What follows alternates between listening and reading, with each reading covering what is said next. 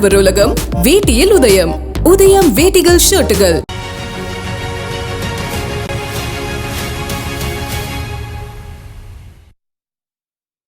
தனிப்பெரும் முதலாளிகளின் வளர்ச்சியை நாட்டின் வளர்ச்சியாக பாஜக அரசு கட்டமைத்து வருவதாக நாம் தமிழர் கட்சியின் தலைமை ஒருங்கிணைப்பாளர் சீமான் குற்றஞ்சாட்டியுள்ளார்.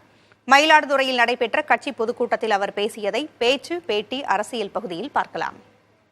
எல்லாவற்றையும் தன்னகத்தை வைத்திருக்கிற கீபா எங்கே? எல்லாவற்றையும் தனியார் முதலாளிகளுக்கு தாரை வார்த்து கொடுத்த நம் நாடு எங்கே? இது வளர்ச்சி என்று கட்டமைப்பதே தனிப்பெரும் முதலாளிகளின் வளர்ச்சியைத்தான். தனிப்பெரும் முதலாளிகளின் வளர்ச்சியை நாட்டு வளர்ச்சி, நாட்டு மக்களின் வளர்ச்சி என்று கட்டமைக்கிறது. அன்பு தம்பி தங்கைகளே, 100 நாள் வேலை திட்டத்திற்கு போய் 100 ரூபாய் 200 ரூபாய் சம்பாதிக்கிற நம்ம அம்மா 1 கிலோ அரிசிக்கு என்ன வரி கட்டுகிறாளோ அதேதான் இந்தியாவின் மிகப்பெரிய பணக்காரர்களா இருக்க அதானி அம்பானியின் மனைவியும் கட்டுகிறார்கள். வரி சமமாக இருக்கு, வாழ்க்கை தரம் சமமாக இருக்குதா? ஐயா மோடி அவர்கள் ஒரு ஊடகவியலாளர் கேட்கிறார், குஜராத் கலவரத்திலே மக்கள் கொல்லப்பட்ட போது உங்க மனநிலை எப்படி இருந்தது என்று. வேகமாக கார் ஓட்டி போகிறோம், குறுக்கே ஒரு நாய் வந்து விழுந்து அடிபட்டு செத்து போனால் நமக்கு எப்படிப்பட்ட மனநிலை இருக்குமோ அப்படிப்பட்ட மனநிலை தான் எனக்கு இருந்தது என்கிறார். எப்படிப்பட்ட மகாத்மாவை நீ தேர்வு செய்திருக்கிறாய் பார்த்தியா? சொந்த நாட்டு மக்களை, சொந்த மாநில மக்களை முகாம்களை அடைத்து வைத்திருந்தார்கள். அங்கே என்ன நடக்கிறது என்று கேட்ட கேள்விக்கு மனித உற்பத்தி நன்றாக நடந்து கொண்டிருக்கிறது என்று சொன்னவர். சொந்த நாட்டு மக்களை, சொந்த மாநில மக்களை கொன்று குவித்த இவர் நாட்டின் பிரதமர். சொந்த நாட்டு மக்களை, தமிழ் மக்களை கொன்று குவித்த ராஜபக்சே அந்த நாட்டின் அதிபர். என்னடா இருக்குது இந்த நாட்டில்? எங்கே இருக்கிறது மானுடம்?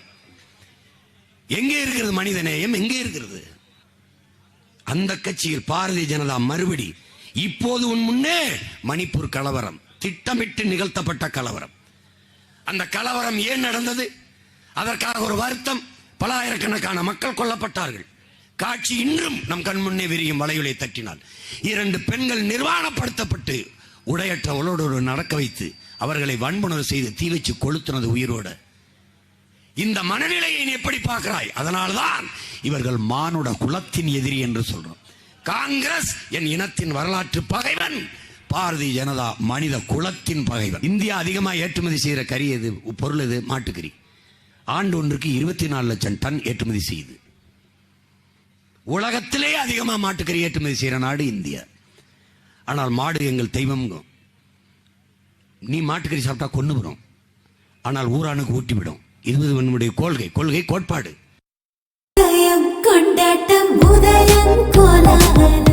ஆடவர் உலகம் வேட்டியில் உதயம். உதயம் வேட்டிகள் ஷர்ட்டுகள்.